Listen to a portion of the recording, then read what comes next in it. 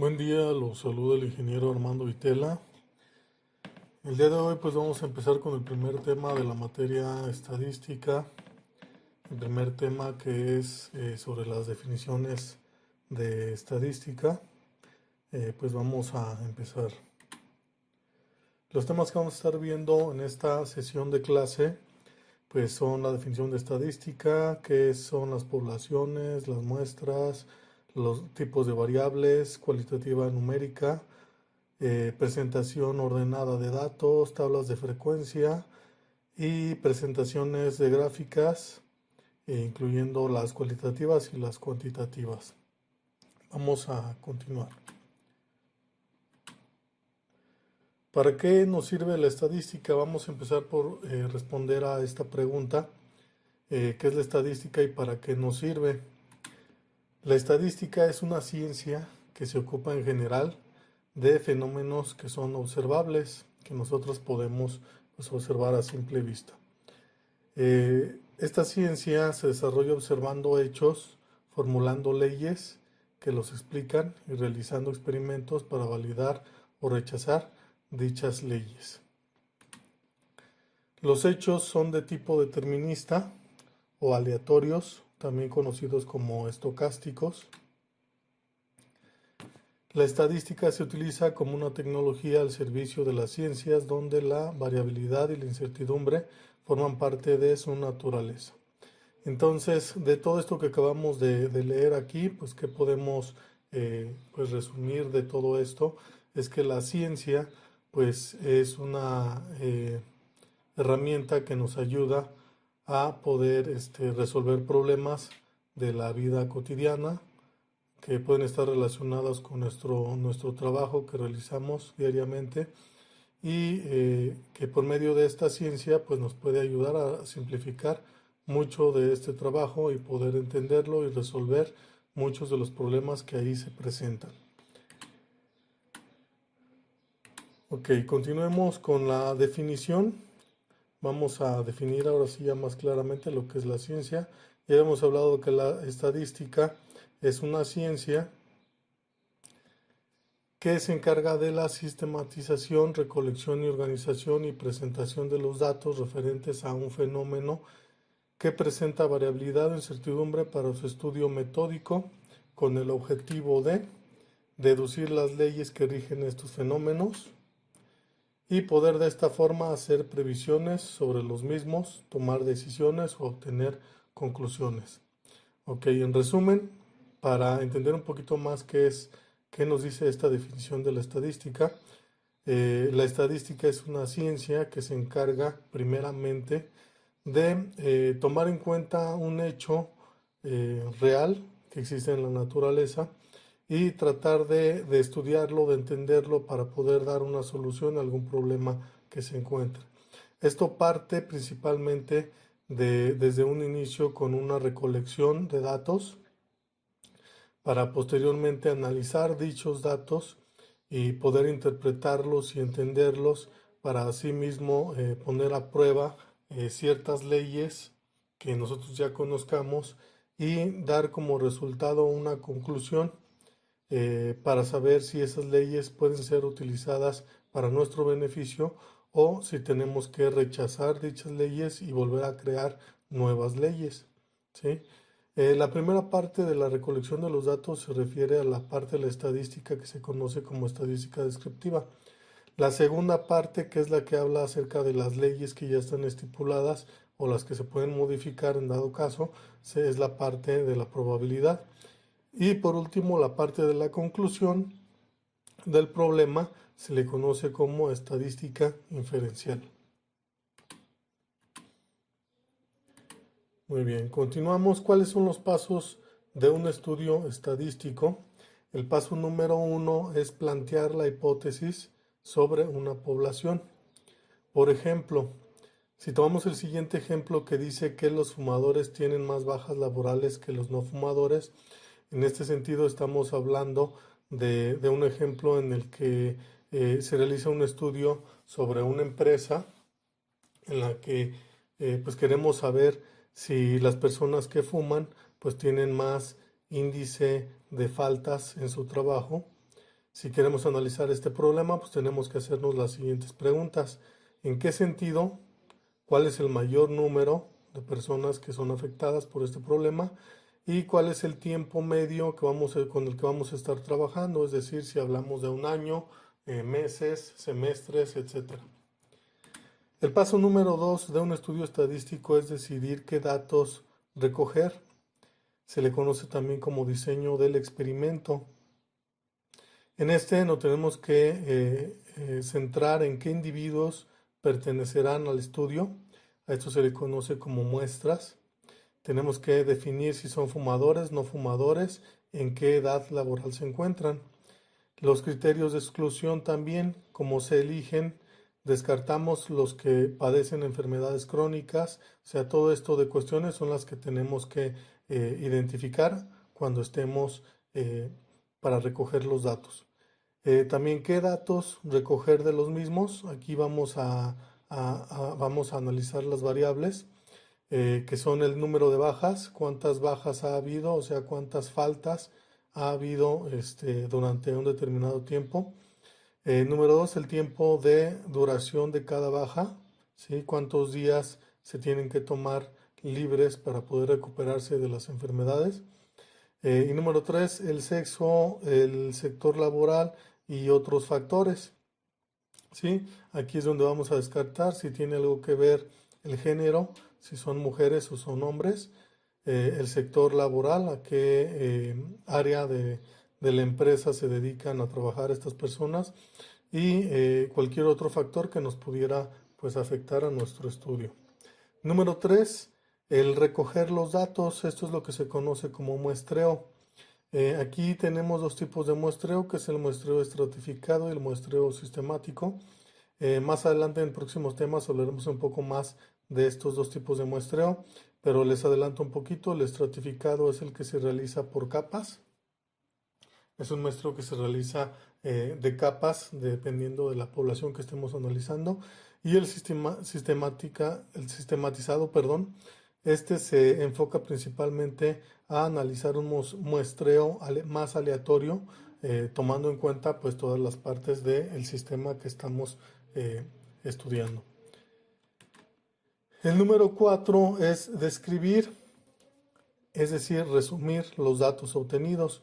De nada nos sirve tener todos los datos desordenados, porque pues no, nos va a ser más complicado el entenderlos, y no vamos a poder estudiar cuáles son las tendencias o los patrones que pudiéramos encontrar. Entonces, para esto, el siguiente paso, que es el que estamos hablando, pues es resumir estos datos, ordenarlos y pues buscar cuáles son esos patrones. Uno de los puntos que nos dice aquí dentro de describir los datos obtenidos, pues es el tiempo medio de baja en fumadores. Esto es el promedio o la media aritmética. Y número 2, el porcentaje de bajas por fumadores y sexo, frecuencias, los gráficos, etc. Todo esto es lo que se contempla en este punto. Y por último, el punto número 5 es realizar una inferencia sobre la población. Los fumadores están de baja al menos 10 días al año, más de la media que los no fumadores. Este punto se refiere pues es a llegar a una conclusión. Y una vez que realizamos todo el estudio, recopilamos todos los datos y llegamos a la conclusión de que efectivamente sí las personas que fuman pues llegan a tener una mayor incidencia en faltas laborales. En este caso pues nos dio como resultado que son 10 días al año más de lo que normalmente faltan las personas que no son fumadoras. Ok, en ese sentido pues ya hemos hablado de la relación que tiene la estadística con la ciencia. Vamos a hablar ahora del método científico y la estadística. El método científico pues es un método que utilizan todas las ciencias para poder atacar y resolver todos los problemas relacionados con los fenómenos naturales que abarcan para cada ciencia. En este caso la estadística pues utiliza el mismo método científico, pero con algunas pequeñas modificaciones. Vamos a hablar de cuál es ese método científico en estadística. El primer paso es plantear la hipótesis. ¿Sí? Ya habíamos hablado de las hipótesis. ¿Qué son las hipótesis? Son enunciados que nos permiten dar una posible respuesta a lo que sería el problema en cuestión, que es el que estamos estudiando. Número dos sería el diseñar el experimento. Ya habíamos hablado también de qué es esto de diseñar el experimento. Es establecer los criterios bajo los cuales pues, se va a realizar el estudio estadístico. Es establecer cuáles son pues, la forma como vamos a estar trabajando, cómo vamos a estar realizando nuestro muestreo. Eso se refiere a diseñar el experimento.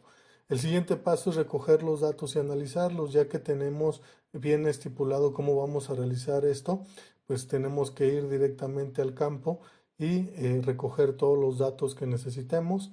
Ya sabemos de qué tamaño va a ser la muestra que vamos a analizar y pues es recoger precisamente esos datos. Y el último paso pues es llegar a la conclusión, obtener las conclusiones. Para esto pues ya hemos recopilado todos los datos. Ahora tenemos que ordenarlos y analizarlos para ver pues qué tendencia tienen dichos datos y poder responder a las hipótesis generadas en un principio. El siguiente tema que vamos a ver es el de población y muestra. Vamos a analizar las definiciones de cada uno de estos términos. En primero es la población, también se le conoce como universo. Este es el conjunto sobre el que estamos interesados en obtener conclusiones, o lo que se conoce también como hacer inferencia. Normalmente es demasiado grande para poder abarcarlo todo. El universo puede ser finito o infinito. Por ejemplo, los insectos de la naturaleza es una población infinita porque estamos hablando de que es una cantidad muy grande y que si nosotros quisiéramos hacer un estudio sobre el número de insectos que hay, pues tardaríamos mucho, invertiríamos muchos recursos para poder realizarlo si quisiéramos analizar la población total de insectos que existen en el mundo. Otro ejemplo es los alumnos de estadística, ¿sí? Que son todos ustedes. Como sabemos, pues no somos muchos, a lo mucho somos 5 personas en total. En este caso, pues es una población finita y que sí podemos analizar completamente. Muy bien, entonces ahora analizaremos el término muestra. La muestra es un subconjunto al que tenemos acceso y sobre el que realmente hacemos las observaciones o mediciones. Este debe ser representativo y está formado por miembros seleccionados de la población, que pueden ser individuos o unidades experimentales. La muestra es una cantidad más pequeña que nosotros podemos tener la capacidad de analizar. Por eso es importante pues tomar en cuenta esta muestra y no la población total, ya que es más fácil pues trabajar con ella. ¿Sale? Muy bien, vamos a continuar. ¿Qué son las variables? Una variable es una característica observable que varía entre los diferentes individuos de una población. La información que disponemos de cada individuo es resumida en variables. ¿Sí? Vamos a ver algunos ejemplos. En los individuos de la población dominicana, por ejemplo, si nos vamos al país de la República Dominicana, de uno u otro es variable. Vamos a ver los ejemplos. El grupo sanguíneo, por ejemplo, si queremos analizar su grupo sanguíneo, tenemos los tipos de sangre que son A, B. Podemos también tener un grupo AB o el grupo O. Esto sería una variable cualitativa, ya que no son números, ¿sí? Pero son datos que podemos analizar estadísticamente. Otro ejemplo son el nivel educativo. En los niveles educativos tenemos el universitario, el bachillerato, el de primaria, secundaria, etcétera. En este caso se le conoce como variable ordinal. Más adelante vamos a analizar cada uno de este tipo de variables. Ahorita nada más les estoy dando un ejemplo. El siguiente es el número de hijos. Ese es otro ejemplo, el cual pues pueden ser 1, 2, 3 o 0, ¿sí? Pueden no tener ningún hijo. Esta es una variable numérica discreta, ¿sí? Se le conoce discreta porque son números fijos, ¿sí? no son fraccionarios ni puntos decimales. Y por último tenemos otro ejemplo que es la altura, ¿sí? La altura de la población dominicana, que puede tener, por ejemplo, 1 metro con 62 centímetros, 1 metro con 74 centímetros. Esos son algunos ejemplos. Estos son variables numéricas continuas, se les conoce continuas porque pues tienen una cantidad fraccionaria, ¿sí? Un punto decimal, que esto nos hace que pues no sean números enteros. Entonces esto le llamamos variables numéricas continuas.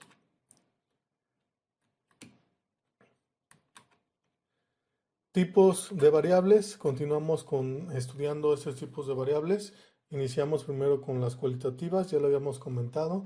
Si sus valores o modalidades no se pueden asociar naturalmente a un número, es decir, que no se pueden hacer operaciones matemáticas con ellos, pues son variables cualitativas. Y de estas tenemos dos tipos, que son las nominales, si sus valores no se pueden ordenar. Por ejemplo, el género o el sexo, grupo sanguíneo, religión, nacionalidad, si fuma o no fuma, todas estas son variables nominales, es decir, que no se pueden ordenar. Y las ordinales son aquellas que sí se pueden ordenar, como por ejemplo las clases sociales, grado de escolaridad o intensidad del dolor, etcétera. ¿Sí? Dentro de las variables que son cuantitativas o numéricas, también las podemos llamar así, sus valores son numéricos, es decir, que sí se pueden hacer operaciones matemáticas o algebraicas con ellos. Y tenemos dos tipos que son las discretas, si se toman valores enteros, ya lo habíamos mencionado con los ejemplos anteriores, por ejemplo el número de hijos, número de informes, número de artículos defectuosos, etcétera. Y las variables cuantitativas continuas, que en estas, si entre dos valores son posibles infinitos valores intermedios, por ejemplo la altura, el ingreso, dosis de un medicamento administrado, eh, la edad pudiera ser también otra variable continua. Muy bien. Aunque se codifiquen como números, debemos recordar siempre el verdadero número, el verdadero tipo de las variables y su significado cuando vayamos a usar programas de cálculo estadístico. No todo está permitido con cualquier tipo de variable. Ok, aquí hay que tomar en cuenta que cuando vayamos a utilizar algún programa de computadora para realizar nuestras tablas, de frecuencia, aquí normalmente se le coloca una columna que se llama tipo, al tipo de variable que vamos a estar utilizando. Casi en todas se utiliza el tipo numérico, pero aquí tenemos que tomar en cuenta que no porque pongamos numérico significa que son cuantitativas todas. Acuérdense de lo que ya vimos en la lámina anterior. Si se trata de variables cualitativas, por ejemplo, el sexo, la raza, la religión, si nosotros le ponemos tipo numérico en nuestro programa de cómputo, pues no significa que ya no sean cualitativas, van a seguir siendo cualitativas, pero para efecto del trabajo que estamos haciendo con el programa que estamos utilizando, pues se maneja como numérico, pero van a seguir siendo cualitativas. Tenemos las ordinales también, como en este caso son las de el nivel de felicidad o de vida, etcétera. El número de hermanos, hijos o educación lo llamamos discretas, y la edad pues es una variable continua. Entonces, para que no se confundan a la hora de estar manejando algún programa de cómputo, pues se maneja de esta manera. Ahora vamos a hablar de la presentación ordenada de los datos. En este ejemplo estamos analizando un muestreo que se hizo a 4 hombres y 6 mujeres. ¿Sí? Se realizó el muestreo, se preguntó a 4 hombres y a 6 mujeres.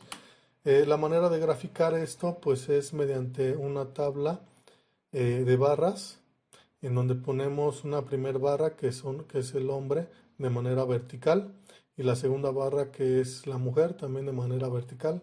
El nivel al que llega verticalmente cada columna pues es el que nos va a indicar el número de frecuencia para cada dato que estamos manejando en este caso. Si se fijan, tenemos los datos desordenados y los pasamos a ordenar mediante la tabla. ¿Sí? Entonces, las tablas de frecuencia, vamos a continuar con ese tema, exponen la información recogida en la muestra de forma que no se pierda nada de información. Tenemos las frecuencias absolutas que contabilizan el número de individuos de cada modalidad. Tenemos las frecuencias relativas, que son el porcentaje. Es el mismo valor obtenido, pero dividido por el total. Eso lo vamos a ver un poquito más adelante con algunos ejemplos. Tenemos las frecuencias acumuladas también, que solo tienen sentido para variables ordinales y numéricas. Vamos a ver este ejemplo que dice qué porcentaje de individuos tienen menos de 3 hijos. Y aquí tenemos la solución. Ahorita vamos a ver las tablas para que veamos de dónde se obtuvieron esos datos. La segunda pregunta dice que entre 4 y 6 hijos, entonces tenemos que determinar para las frecuencias de entre 4 y 6 hijos. Vamos a ver las tablas. Tenemos primero una tabla que es sobre el sexo de los encuestados. Tenemos números válidos, hombres y mujeres, la frecuencia y el total de personas que se entrevistaron fueron de 15,517. De hombres de este total fueron 636 y de mujeres fueron 881, perdón. El porcentaje pues lo vamos a calcular calculando el porcentaje, que es el número de la frecuencia. Lo dividimos entre el total, que son 1517, y lo multiplicamos por 100. De esta manera obtenemos 41.9 en porcentaje de hombres y 58.1 en porcentaje de mujeres. El porcentaje válido para este caso va a ser el mismo. Pasamos a la segunda tabla, que es el nivel de felicidad. Vamos aquí a manejar 3 niveles de felicidad: muy feliz, bastante feliz y infeliz. ¿Sí? La frecuencia de personas que contestaron que son muy felices pues fueron 467, que fueron bastante felices fueron 872 y las que son infelices fueron 165. El total de estas tres pues fueron 1504. Hubieron 13 personas que no contestaron. El total ya con estas personas que no contestaron es de 1517, que es el total de el muestreo que nosotros estamos haciendo. Si calculamos el porcentaje, pues es muy fácil, nada más del total, que son 1517, pues vamos a dividir cada uno de las frecuencias. Para muy feliz, que fueron 467, entre 1517 y lo multiplicamos por 100. Nos da como resultado 30.8%. Para bastante feliz nos da 57.5%. Para infeliz nos da 10.9%. Entonces, si se fijan, ya nos está arrojando unos datos que podemos pues relacionar más fácilmente con un porcentaje que nos puede dar pues más información para poder tomar más conclusiones. Aquí tenemos también otra columna que es el porcentaje válido. El porcentaje válido se toma sin tomar en cuenta las personas que no contestaron. Entonces vamos a tomar como el total, que son 1504, y de ahí pues calculamos el porcentaje para cada frecuencia que ya habíamos calculado en un principio. Y el porcentaje acumulado, que es la suma del porcentaje del primer renglón más el porcentaje del segundo renglón más el porcentaje del tercer renglón. Ese es el porcentaje acumulado. Se van sumando en cada renglón que calculamos. Ahora vamos con la tercera tabla, que se refiere al número de hijos. Número de hijos tenemos desde 0 a 7. Tenemos las frecuencias de personas que contestaron que tienen esa cantidad de hijos. Tenemos los porcentajes, que ya vimos cómo se calculan, no me voy a detener más en ese punto. Tenemos el porcentaje válido, que es sin tomar en cuenta a las personas que no contestaron. Y tenemos el porcentaje acumulado. Entonces, de esta tabla, pues vamos a sacar, vamos a contestar a las preguntas que nos hicieron en un principio, que están marcadas en color azul. Dice, ¿qué porcentaje de individuos tienen menos de 3 hijos? Dice, la solución es 83.8. Pues vamos a la tercera tabla y tomamos en cuenta la última columna donde dice el porcentaje acumulado, la que corresponde al renglón de 3 hijos, dice 83.8. Entonces esa solución sale de ese lugar. Luego la segunda pregunta nos dice que entre 4 y 6 hijos tenemos dos tipos de soluciones para hacer este cálculo. Podemos calcular los porcentajes, que son los porcentajes válidos, ¿sí? Nos vamos a la columna de porcentaje válido y desde 4 hijos, ¿sí? El porcentaje válido fue de 8.4. Para 5 hijos, el porcentaje válido fue de 3.6. Y para 6 hijos, el porcentaje fue de 1.6. Si sumamos esos tres porcentajes, nos va a dar el porcentaje total, ¿sí? De entre 4 y 6 hijos, que es la pregunta que nos estaban haciendo. Otra manera también de contestar a esta misma pregunta, que es la solución número 2, es si restamos el total eh, de porcentaje acumulado, ¿sí? Para 6 hijos, que es de 97.3%, le restamos hasta donde tenemos el, el porcentaje acumulado para 3 hijos, ¿sí? Tenemos que restar esos 3, que sería 97.3% menos 83.8%, dándonos como resultado 13.5%, ¿sí? Estos son los dos métodos, las dos formas de contestar a la pregunta que nos está indicando aquí. Muy bien. Continuamos con datos desordenados y ordenados en tablas. Igual, continuamos con el mismo ejemplo.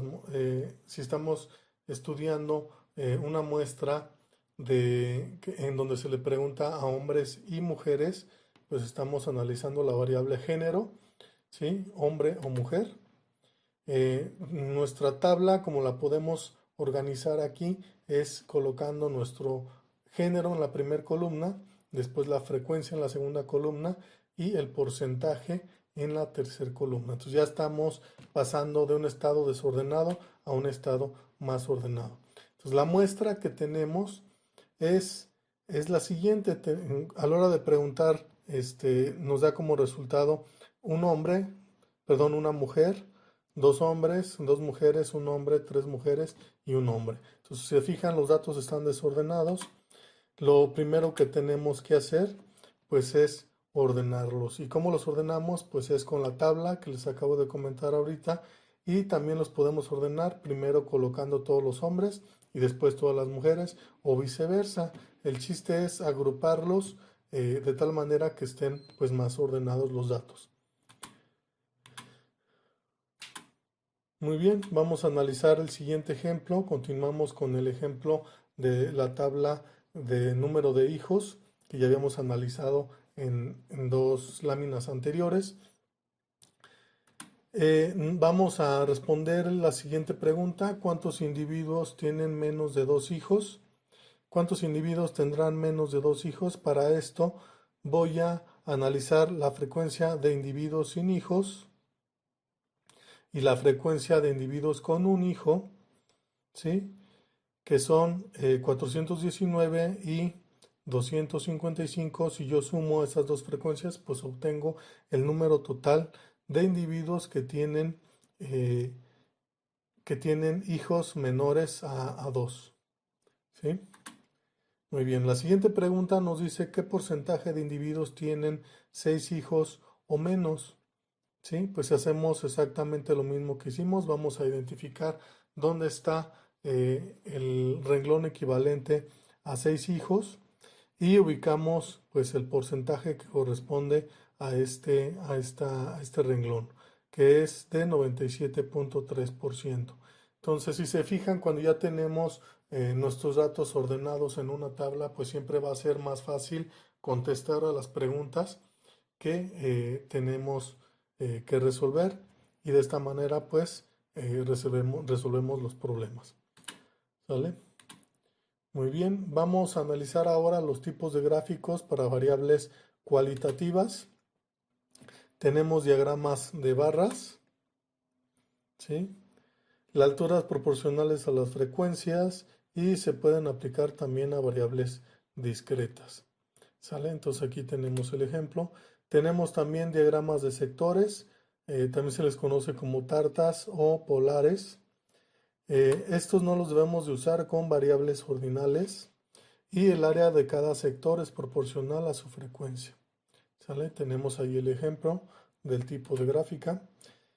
Por último, de otro tipo de gráfica tenemos también los pictogramas. Estos son fáciles de entender. El área de cada modalidad debe de ser proporcional a la frecuencia. Nos ponen aquí un pequeño ejercicio. Nos dice que cuál de los dos siguientes ejemplos es correcto. Tenemos dos pictogramas. En el de la izquierda tenemos dos imágenes de dos cerdos, ¿sí? Uno más grande y uno más chico. Tenemos el primero es de 100 kilogramos y dice que es la ciudad A. Tenemos el segundo que dice que son 50 kilogramos, la ciudad B. Y en el encabezado, en el título, tenemos que son botellas de cerveza recogidas en un fin de semana. Mientras que en el segundo pictograma, pues estamos hablando de, bueno, está en inglés, pero dice de cómo las personas llegan a la escuela. Estamos hablando de que tenemos cuatro formas: por medio de carro, por medio de bicicleta, caminando o en autobús, ¿sí? Y tenemos el número de niños que pues llegan en las diferentes modalidades. Entonces tenemos que en carro tenemos que son tres, en bicicleta son 4, a pie o caminando son 8 y en autobús pues son 3. Entonces, ¿cuál de los dos pictogramas estará correcto? La respuesta es el número 2. Si se fijan, aunque está en inglés, pues es fácil entender a qué se refiere esta gráfica. Los datos están ordenados, nos muestra la información y podemos hacer cualquier tipo de análisis que nosotros queramos. ¿Sale? Gráficos para variables cuantitativas, vamos a ver cuáles son. Son diferentes en función de que las variables sean discretas o continuas, valen con frecuencias absolutas o relativas. Ejemplo, los diagramas de barra para variables discretas. Se dejan un hueco entre barras para indicar los valores que no son posibles. Y tenemos también los histogramas para variables continuas. En estos, el área que hay bajo el histograma entre dos puntos cualesquiera indica la cantidad, porcentaje o frecuencia de individuos en el intervalo. Si se fijan, la diferencia entre estos dos tipos de gráficas es que unos tienen pues las columnas un poquito más angostas, más cortas. Estos son para las variables discretas, ya que son variables que pues no muestran puntos muy grandes, sino que pues es para puntos específicos, ¿sí? Y los histogramas que son barras que abarcan, pues son más gruesas, ¿sí? Como podemos observar en la imagen, estos abarcan pues de un punto a otro punto sin dar pues un punto específico concreto, ¿sale? Esas son las dos diferencias. Por su atención, gracias y pues nos vemos en la próxima clase.